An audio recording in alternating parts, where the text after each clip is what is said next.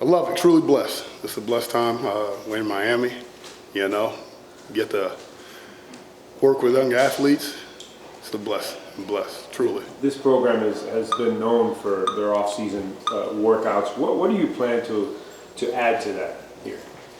We just attack one day at a time. Just some intensity, effort, hard work, tenacity. You know, we just want to be the best at what we do. I was talking to some of the kids, they were doing their community service events the last couple of weeks, and they talked a lot about sort of the mental aspect of the workouts. It's not just the physical part of it, but the mental aspects and the sort of the last couple of things you'll do after they lift, like having them hang from a rope. Just kind of what those messages are about. And this game is 90% mental and 10% physical. You understand that? So your body's going to follow your mind. And one thing we don't want to do, we don't ever want to quit anything that we start. In life, those type of things that we're doing in the weight room is not just for a football game, but it sets you up in life. We have a lot of guys that want to quit things, people in general, instead of wanting to fight through things. You don't have a testimony until you have a test. And we're going to test them now to find out what we're going to do now, so when we get out there Saturdays, we can see what we're dealing, know what we have coming out. So those things that we do at the end are, our mental drills. Everything we do mental drill. We do some high intensity training. That's going to check these guys mentally. We do some Olympic stuff. We do some things that are going to really challenge our guys mentally so they can endure and fatigue the pain that they're dealing with now. So when we go out there and practice and play, that's the easiest thing they got to do. Remember, we're preparing for a game. A game should be fun. Mm-hmm. So the work the people don't see before Saturday is the work that we're putting in. That's what we got most everything done. So I heard about the tug of war stuff you guys do, hanging from the rope. What other creative stuff have you come up with to sort of challenge? No one's going to reinvent the wheel. I didn't create anything. I just use what I like and I trust what I like and I coach what I like and I coach what I love. But we're doing things. We got some tire flips. We're pulling golf carts. We got some things called tugs. We got some farmer walks, 100-pound farmer walks. We got plate pushes. We got prowlers. Anything out there that's going to put some type of stress on the mind and body with some resistance, we're coming up with. We're out there using. What was your initial impression when you first got here, where the strength program was at, and what needed to change? What kind of fingerprints did you want to put on it? See, this is a very strength and conditioning is a unique profession. We're a brotherhood. Mm-hmm. Swayze's been here for over 16 years. Right. That's great. That's hard to do. Mm-hmm. So the platform that he already established was excellent to come in and just to add on to whatever they had going on. You know what I'm saying? So. That's hard to come by. A lot of us young strength coaches dream to be at one place for 16 plus years. No one can ever take that away from anybody.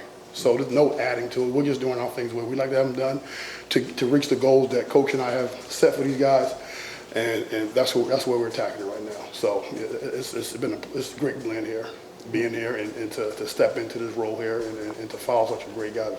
In that sense, for the kids, has there even really been that much of a transition then? We have some work to do. The transition's been great on my end because the guys here, just in general, the football player alone, you can't take that out of someone. Either you have it or you don't. These guys here have a drive. They have a passion to be great. They have a desire to be great. And now all we're doing now is just trying to enhance that desire, try and really make them understand their why, and really push them to do things that they can't even believe they're doing right now. So.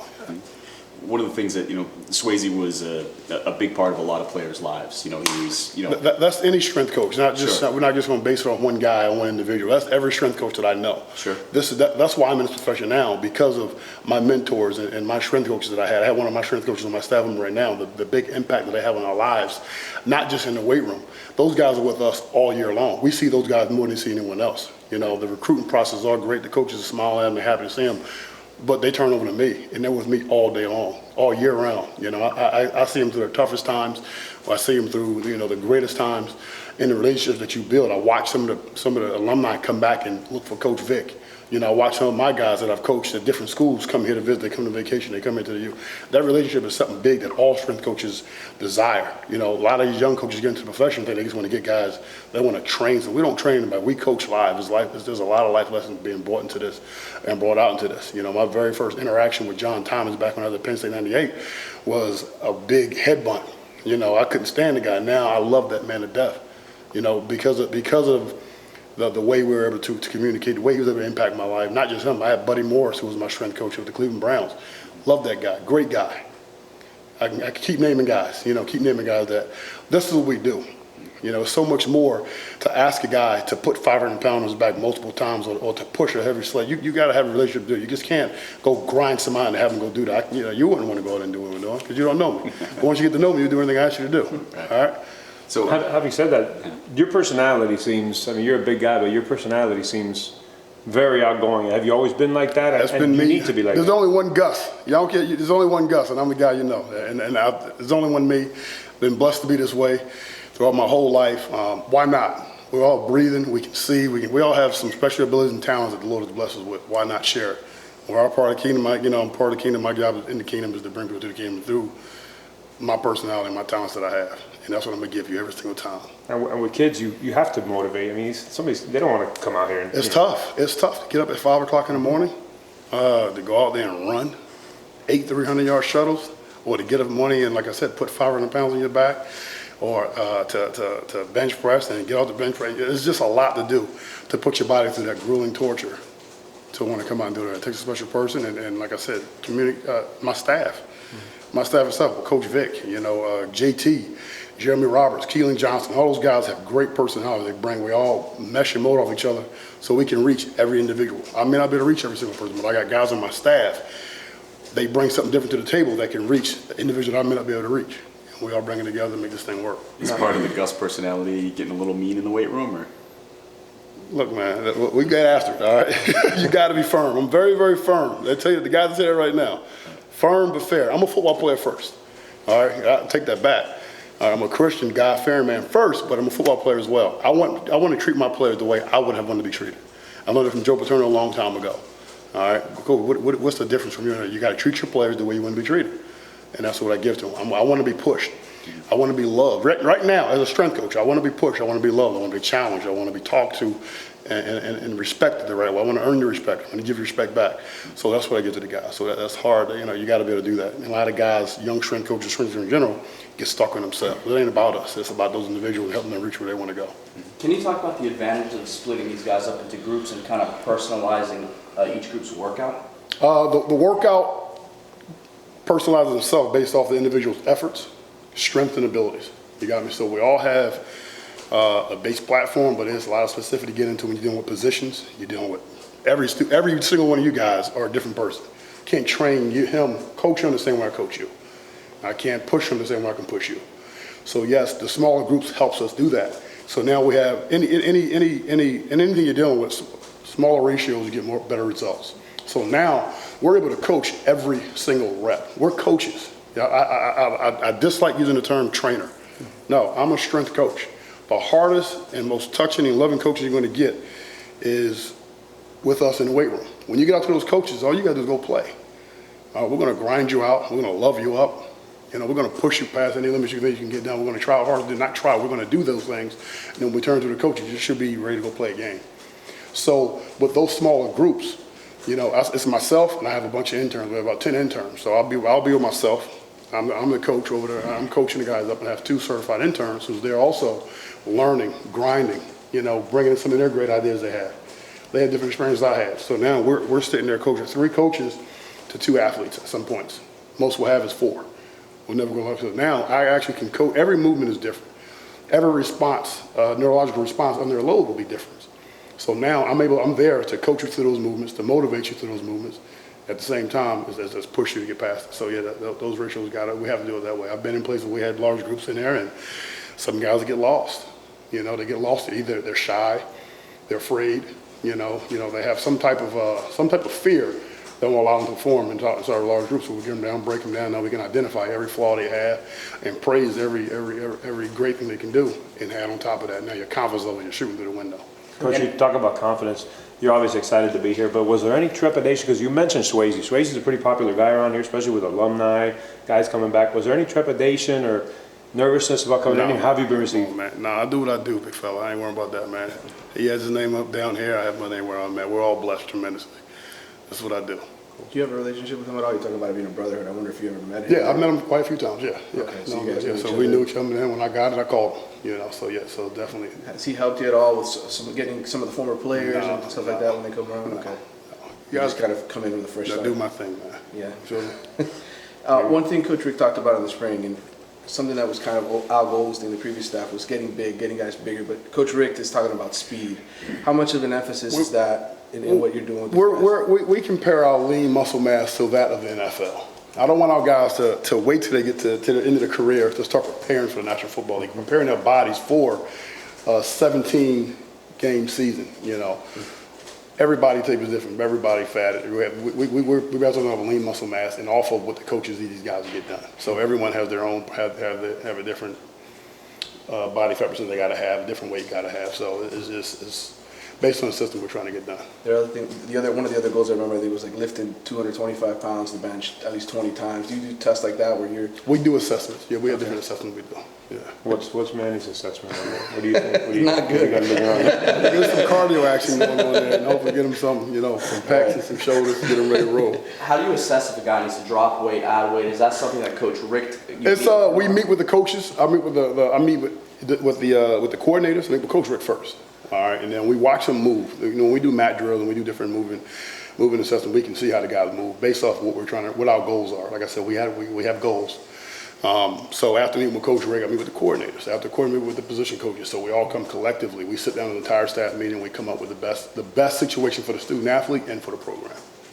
Les, can you talk a little bit about who's standing out to you in these off-season workouts? Oh man, that's a good group. This is a tough question because we have some good ones. Stan Dobar has made a complete 360 turn. The guy is awesome this past few weeks, this past summer. Gerald Willis. I don't want to get into detail. I'm just name some guys that really stand out. Physically and mentally. When I'm naming names, I'm talking about the package, okay? Jamal Carter is a freak. The kid is blessed tremendously. You got the two freshmen, Shaq and Pink, outstanding young men. Michael Irvin these past few weeks, young man that's come in on fire, you know. Casey McDermott's having a great summer. From the time I met him to now, Nick Linda. There's so many. I can keep naming guys for we have this right here. This unit has a great group of guys. It really does. The offensive linemen in general, that's obviously a position that the perception is must get better. I mean, everyone has to improve. I wouldn't just point those guys out. Everyone's working hard. How's that position coming along? They're coming along well. They're making the games they need to make. They're reaching the body fat percentage. They're getting stronger. They're doing everything we're asking them to do, and that's what we base it on right now. They're doing everything they're asked to do. They're going up. Some of them are going above and beyond. I think we all have a long way to go. 7 months isn't enough. From the standpoint of a strength and conditioning coach, 7 months isn't enough. Then you throw in the spring ball, then you throw in all the other stuff. There's never enough time for us. We always want more. We always want more. We're governed by the NCAA, and you can have these 8 hours. You got this time. So, in this little bit of time, we made some gains that we wanted to make, but we'll see some better results. In the future. I'm sorry about that. We'll see better results in the future. Yeah, we're pushing these young men to work hard. That's the key. To work hard to be better than you were yesterday. So I don't like bringing up last year. I don't bring up anything in the past. We can't walk into our future looking backwards. You understand? So we're all about just going. I compare our guys to National Football League guys, to guys that have played and done it already. That's what we're comparing them to. And comparing them to themselves. What did you do last week? Here it are Monday from last Monday. How much better can you get today than you were last Monday? And that's our goal. And we document everything. We have cards, we have charts, we're programmed for everything. So the guys can see where they are. We don't just talk about it. We show the guys see where they are. They see their work they're putting in. Okay, last week you did a hang clean at 275. Your last set you got 4. We wanted them. We push them to see them. With great techniques. So we tell them the technique. Here's a video. Here's you on your first set. We record some things too. Here you are on your first set. Now here's your 4th set. All right, same load. Different volume now. You're fatiguing mentally. You can do the movement. So that's the type of thing we're getting done right now. So we're progressing, looking to get better. And that's all we can. It's 275 is about my hang clean too. So, but I want to ask you. We can find out. We can go down there and hit it. If we want to get it. You've been around programs that are at the top of the game. I mean, from a strength and conditioning standpoint, where is this program? Overall, generally. We're making great strides. We really are. Yeah. All right, guys, last question. I want to ask you about the nutritional side of it, too. Yes. Casey McDermott talked about how much more hands-on that is maybe with this new staff. That was a part that's something I noticed when I first got here that was missing, that we need to have right away. You can lift all the weeks you want to live. You can run all the way you want to, but if you're not living right, putting the right things in your body. I'm a big guy. And if I don't eat the way I eat, I'll blow up the hoo-hoo, but I have to pick up heavy things, though, so I can do all that. But anyway, you have to eat right. For the best long-term recovery, injury prevention is a great nutrition. You got to have great nutrition. You have to have it. For these guys that put their bodies through the things that we're taking them through, if you're not eating right and living right outside of here, now we're doing our best to monitor and manage everything we can. And then we're now on top of that, the education piece of it is so huge because we're educating these guys on not just what they got to do right now, but when they leave here, when they're home on weekends, when they're done here, instead of wasting their money paying some guy to cook for them in the National Football League, they can save that money and do it themselves. Or you understand what I'm saying? So it's about educating these guys. Even with the way we coach them up, it's all about educating them for not just working hard in the weight room. If you work hard for me in the weight room and you're accountable for me in the weight room, I guarantee you're going to be accountable and work hard in the classroom. You're going to be accountable out when you walk on campus and you see something going on. Guys walking out in the field, I'll pick up a piece of trash. What are you doing, coach? It's trash. They're messing our place up. Now we got guys walking, looking out, picking up trash. All right, treat these players the way they want to be treated. Give them something, teach them new habits, and who knows what can happen. So that nutrition part is huge for us. And guess what? You know what's the best thing about that?